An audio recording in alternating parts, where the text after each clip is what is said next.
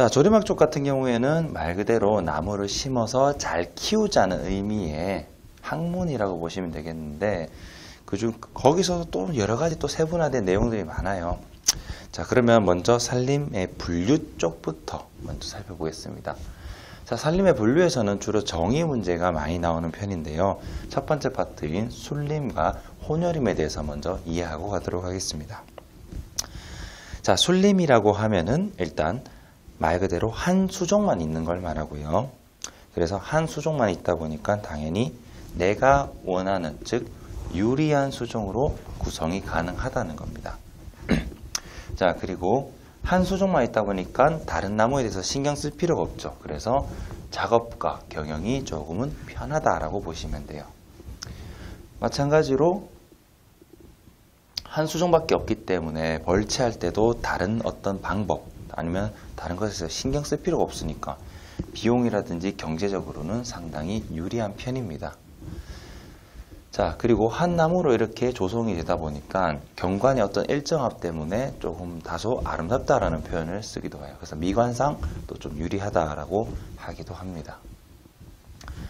자, 혼혈임 같은 경우에는 두 가지 이상으로 구성된 산림을 말합니다. 그래서 혼효, 섞여 있다라는 개념으로 보시면 되겠고요.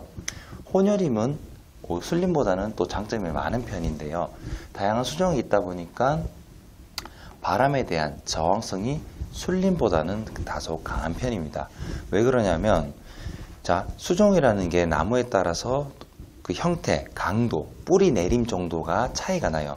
뿌리 내림 같은 경우에도 천근성이나 심근성 개념으로 깊게 박힌 것도 있고 표면으로 옅게 박힌 것도 있어요. 이렇게 다양하게 박혀 있다 보니까 바람에 대한 저항성은 다소 높은 편이고요. 아까 말씀드린 어떤 뿌리에 대한 뿌리 내림의 형태가 다르기 때문에 토양이나 수관 같은 공간이 조금은 다소 유리합니다. 자, 만약에 순림 같은 경우 천근성, 즉 이 뿌리 내림이 조금 옆으로 퍼지는 듯한 느낌의 수종이 많을 경우에는 서로 간의 뿌리가 엉킬 수 있지만, 혼혈임 같은 경우에는 어떤 친구는 뿌리를 깊게 내리고 어떤 친구는 퍼지게 된다면은 공간 이용이 조금은 더 효율적이겠죠. 자, 그리고 유기물 분해가 빨라 양분 순환도 다소 좋은 편이고요. 병해충 및 기타에 대해서 저항성도 강한 특징을 가지고 있습니다. 자, 국내 경우에는 특정 수종이 75%를 넘지 않고 두 가지 이상 혼재된 경우를 혼혈임이라고 정의를 하고 있습니다.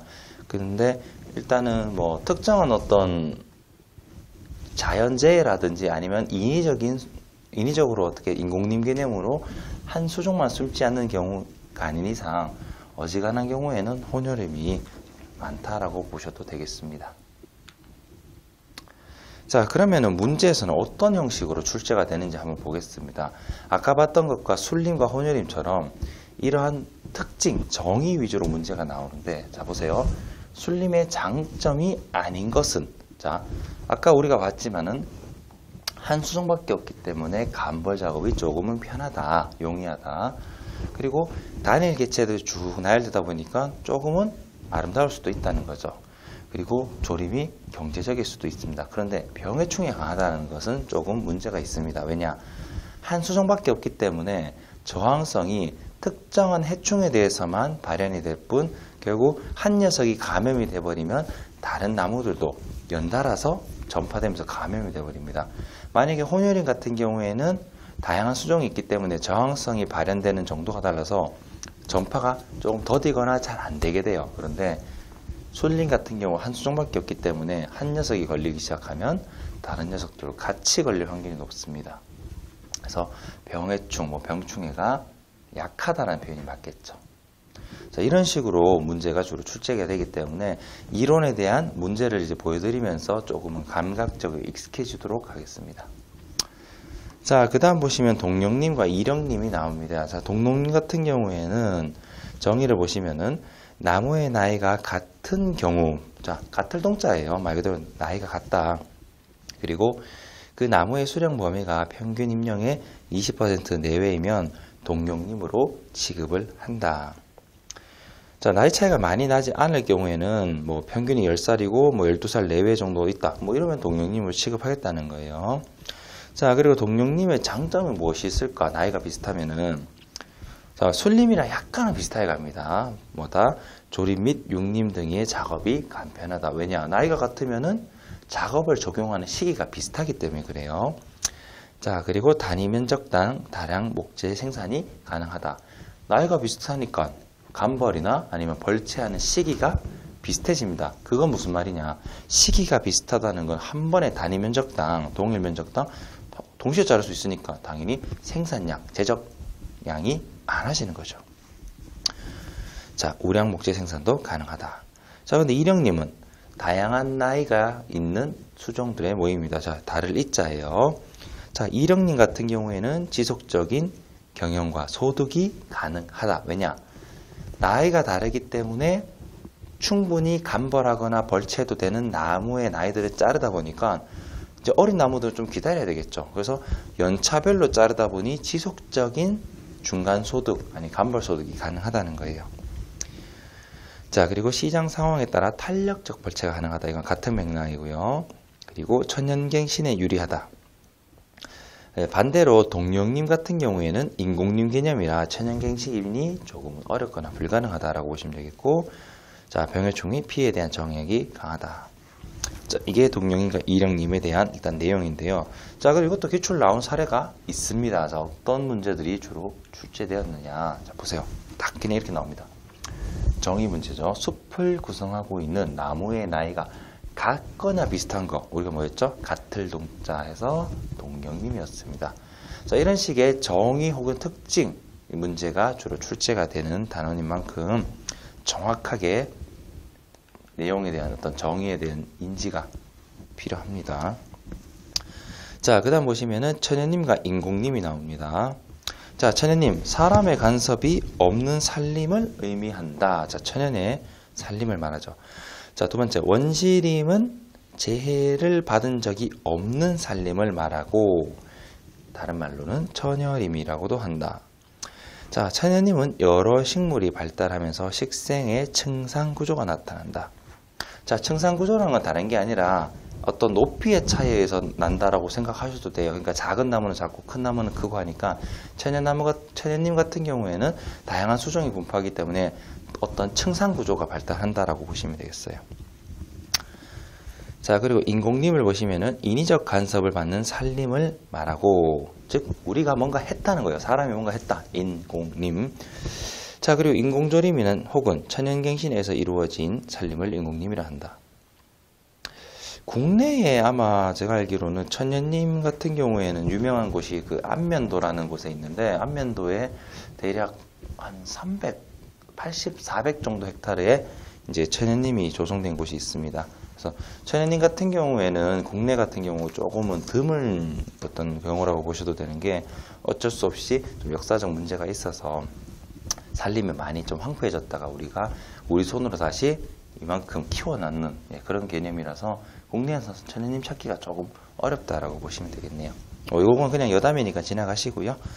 자, 그 다음 보겠습니다. 경제림과 보안님이라는 게 있습니다. 자, 경제림, 살림의 하나의 경제수단으로 취급한다. 자, 경제수단으로 취급한다는 것은 어떤 자본의 순환 아니면은 수익의 목적이 된다는 거예요. 자, 말 그대로 목재를 이용해서 수익을 창출한다는 겁니다. 자, 우리가 경영하는 대부분의 목재 및 기타 임산물의 생산수단으로 경제림에 속한다. 자, 보안님은 뭘까요? 자, 보안님. 경제림과는 다르게 생산에 목적을 두는 것이 아니라, 자, 경제림과 다르게 간접적 혹은 공익적 이익을 중점으로 두는 살림을 말한다. 아, 조금은 우리에게 뭔가 공익적인 의미를 가지고 있는데, 그 공익적 의미란 게 뭘까? 밑에 토사의 유출을 방지해준다. 재해에 대해서 대비를 할 수 있게 해주는 거죠.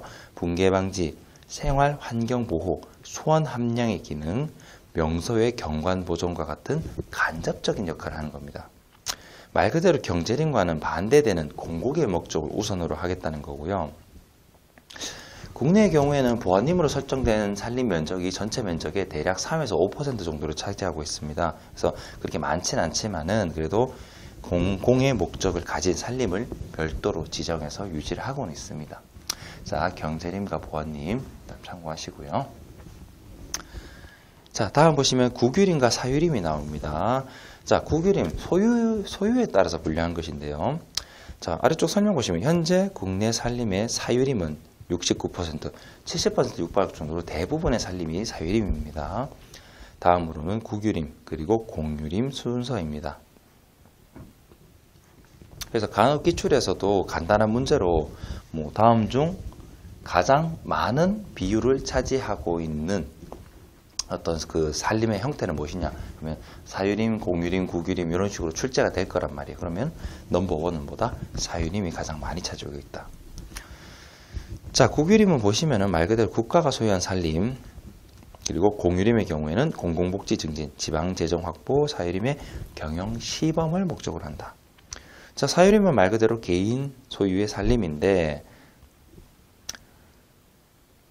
그래서 그런 의미에 대해서만 여러분이 이번 내용 단원에서는 알고만 지나가시면 되겠습니다.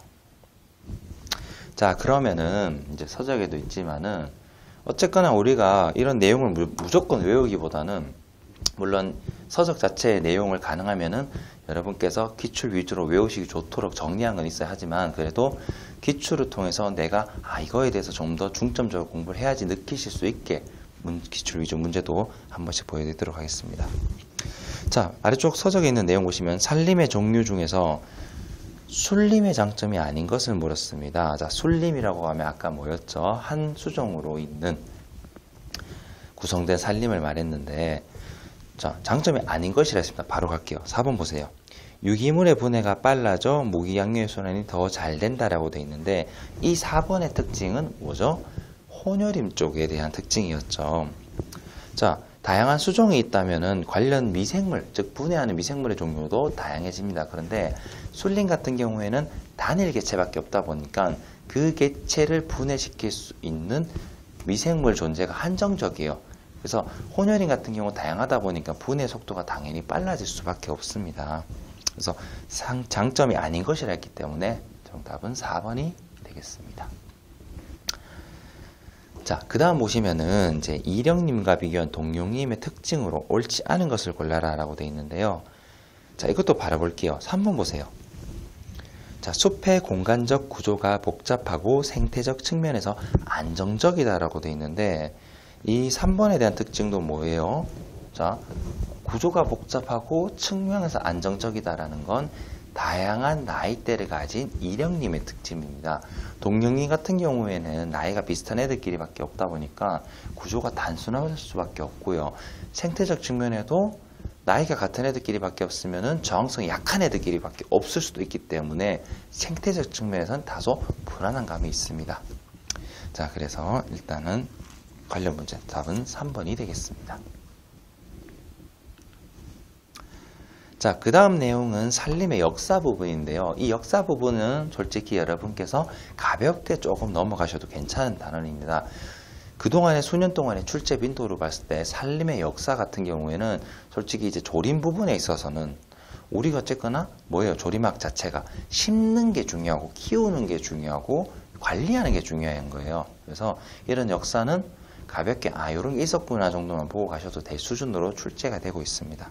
그래서 그 전에 출제했던 내용 같은 걸 좀 포인트 잡으면서 전부 외울 필요 없어요. 중요 포인트만 한번 보도록 하겠습니다. 자, 일단은 여러분께서 보시는 것처럼 어떤 특정 지질 역사에 대한 시대입니다. 이거는 지구상의 역사라고 할 수도 있는데요. 고생대, 중생대, 신생대로 분류가 되어 있는데, 자, 고생대에 보시면 실루리학이라는 게 있습니다. 자, 여기서 포인트. 중요 포인트로 봤을 때는 가장 먼저 양치식물이 등장했던 시제가 어느 시대인가? 자, 실제 기출 나왔던 문제입니다. 자, 양치식물은 보통 포자로 번식하는 원시적인 식물을 말하는데요. 이게 정확하게 하면 실루리학이고요. 또 시험에서는 뭘 물었냐면은 고생대, 중생대, 신생대 개념으로 나왔어요. 그러면 언제다? 양치식물이 상륙한 것은 고생대다라고 보시면 되겠죠. 자, 그리고 대몽기, 석탄기 이렇게 뭐 점점점 진화를 해가는데, 자, 그 다음 폐렴기 보세요. 그러니까 시험 문제에서도요, 이렇게 뭐 번성하다, 숲이 형성되다, 이런 거는 시험에 나올 필요 없어요. 특징이 아니잖아요. 상륙했다, 혹은, 자, 보세요. 거시식물이 나타났다. 언제 나타나느냐? 폐렴기에 나타났다. 자, 이것도 시험에서 어떻게 낼 수 있겠어요? 자, 거시식물이 나타난 시기를 물을 수 있는데, 실루, 대문, 석탄, 폐렴기 개념으로 낼 수도 있고, 고생대, 중생대, 신생대 개념으로 낼 수도 있습니다. 그래서 이렇게 연결시켜서 같이 알아두는 게 좋겠죠. 자, 그리고 중생대 백악기 때는 속시식물인 화렵수가 나타났고, 이런 것도 포인트가 될 수 있겠고요. 뭐 신생대 3기에는 초분율가 증가하긴 했는데 이런 거는 필요가 없어요. 그래서 나타나는 것 정도만 시기를 보도록 합니다. 자, 양치식물은 실루리학이라는 때 고생대 시절에, 그리고 거시식물이 나타나는 것도 폐렴기라고 하는 고생대 때 나타났다. 그리고 속시식물은 중생대 백악기 때 나타났다. 이 정도만 체크해 두면 되겠습니다. 자, 그리고 다음.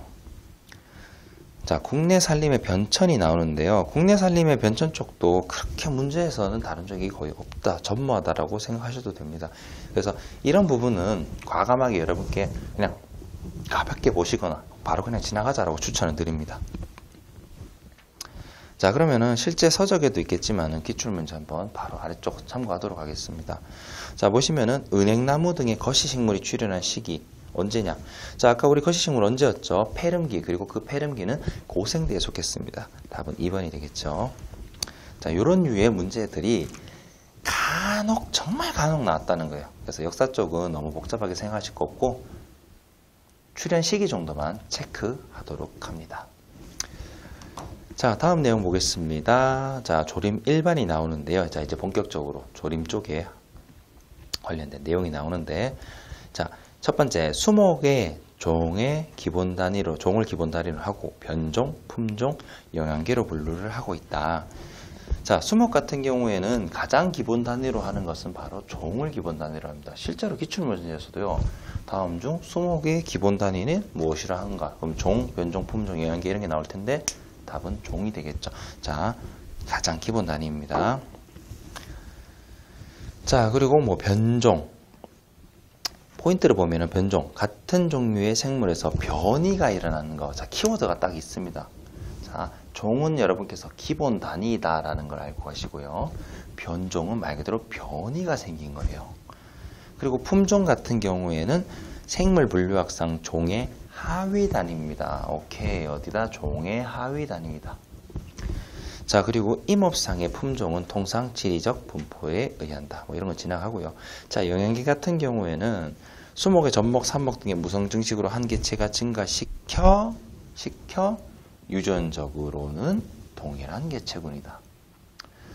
자, 공부를 좀 여러분께서 하신 요령. 일단은 공부라는 것은 다 알고 가면 좋습니다. 하지만 머리에 암기에 한계가 있기 때문에 항상 키워드를 남겨놓으면 좋아요. 어차피 필기에서는 문장에서 결국 그 내용을 표현할 수 있는 중요 키워드가 들어갈 수밖에 없습니다.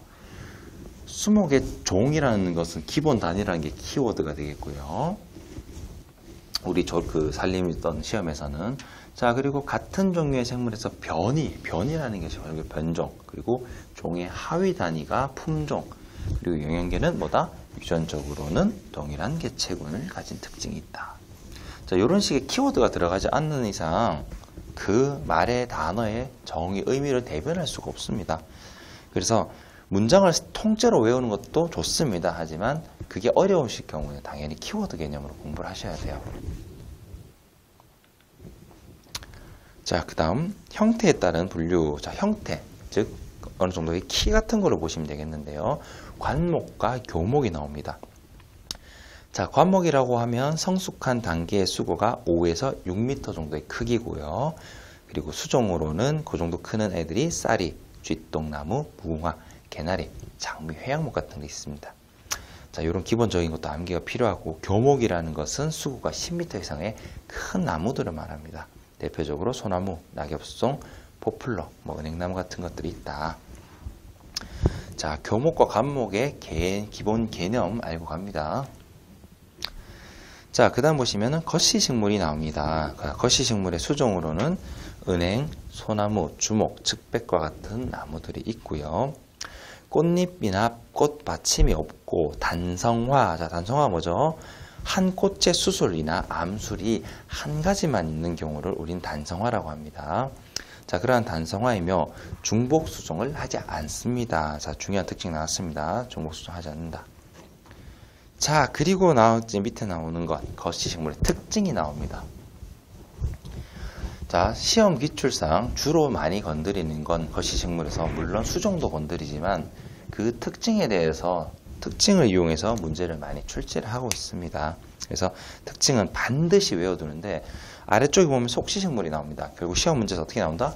거시식물과 속시식물을 비교하는 개념의 문제가 출제가 되기 때문에 추천하는 방법 둘 다 외우면 좋습니다. 그런데 한쪽이라도 제대로 외워둔다면 그것의 반대 개념이 어지간하면 속시식물이에요. 그래서 거시식물의 특징의 반대 개념이 속시식물이 나올 확률이 거의 대부분이기 때문에 그런 식으로 한쪽만이라도 제대로 외워둔다면 비교하는 문제가 어차피 출제될 거기 때문에 조금은 대비가 되겠죠.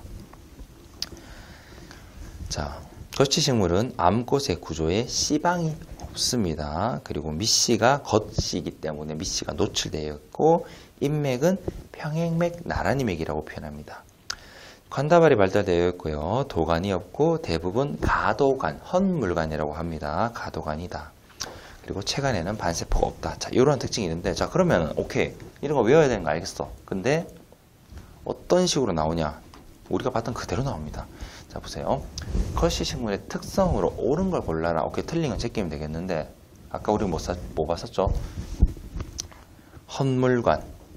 자, 헛물관이라는 게 가도관이라고 동의어 같은 게 은근히 많이 나옵니다. 그래서 자, 헛물관, 가도관과 같이 뭐 아니면 형성층, 부름켜와 같이 이 용어 순화에 의해서 동이라는 그 문장, 단어 같은 게 나오기 때문에 동의어는 무조건 외워두셔야 돼요. 이 가도관으로 외웠다가 나중에 헛물관이 뭐지? 이렇게 된단 말이에요. 그래서 가도관과 헛물관은 같은 의미인데 어쨌거나 거시식물에는 가도관이 있었습니다. 헛물관이 있었습니다. 자, 그 다음 아래쪽 내용은 속시식물이 나옵니다. 자, 대표 수종으로 상수리, 개나리, 매실, 사과와 같은 나무들이 있고요. 꽃잎과 꽃받침이 있으며 양성화로 중보수정을 하고, 자, 보시는 것처럼 뭐예요? 거시식물의 반대로 나오는 거 개념이죠, 거의. 거시식물은 꽃잎과 꽃받침이 없었고 단성화였는데 속시식물은 꽃잎과 꽃받침이 있고 양성화입니다. 중복수정을 하고 그리고 아래쪽에 이제 특징을 보니까 씨방이 발달했고 밑씨를 보호한다. 쌍떡잎 식물이고 그물맥이다. 목질부에 도관이 발달되어 있고 반세포가 있는 채관이 있다. 자, 이런 식의 특징들이 대부분 반대 개념, 즉 거시식물의 반대로 나오기 때문에 여러분이 한쪽이라도 제대로 외워두시면은 특징 쪽 문제는 커버가 될 거예요. 물론 수종은 좀 별도로 외워둬야 됩니다. 어쩔 수 없이 수종 나오기 때문에. 자, 그 다음 보시면은 상록수와 낙엽수가 나옵니다. 상록수는 사시사철 푸르게, 즉 1년 내내 푸른 잎을 달고 있는 수목이고요. 대표 수종으로는 주목, 니기다, 사철, 비자, 동백과 같은 수종들이 있습니다. 자, 상록수는 낙엽수와 비교했을 때 탄수화물의 함량, 즉 에너지 함량이 계절적 변화에 적은 편이다. 왜냐? 사시사철 푸르다는 것은 햇빛에 대한 광합성 활동을 지속적으로 하기 때문에 탄수화물, 즉 에너지, 광합성에서 발생된 에너지의 탄수화물의 변화량이 적을 수밖에 없습니다. 꾸준하게 일을 하고 있으니까요. 자, 낙엽수. 계절에 따라 낙엽이 일제히 떨어진다. 우리가 보통 단풍, 낙엽 이렇게 진다라고 하는데, 자, 대표 수종으로는 은행나무, 낙엽송, 나구송, 상수리 이런 나무들이 있습니다. 자, 낙엽수는 가을이 되면 잎이 떨어지면서 광합성량의 변화가 많아. 잎이 없으면은 당연히 녹색 미토콘드리아가 없으니 광합성을 못하겠죠. 그러니까 상대적으로 탄수화물, 즉 에너지량의 변화가 많아지게 됩니다. 자, 그러면은 이러한 특징들이 있다는 걸 일단 참고하고요. 서적에 있는 기출문제 한 번 더 살펴보도록 하겠습니다. 자, 이런 식으로 계속 봤던 거를 또 문제를 통해서 다시 한 번 더 기억을 상기하고 여러분께서 또 복습을 통해서 이런 식으로 반복 계속 보셔야 됩니다. 우린 천재가 아니기 때문에 한 번 본다고 외울 수 없어요. 반복해서 학습을 하셔야 됩니다. 자, 거시식물에 속하는 수종 묻는 문제 시간 나옵니다. 조리막 파트에서는 수종 묻는 문제가 상당히 많이 나오기 때문에 반드시 관련 수종을 외워두셔야 됩니다. 자, 거시식물을 물었는데 우리가 뭘 봤었죠? 아까 자, 구상나무 있었습니다. 자, 이런 식으로 또 거시식물 구상나무 있구나 한 번 더 또 보는 거죠.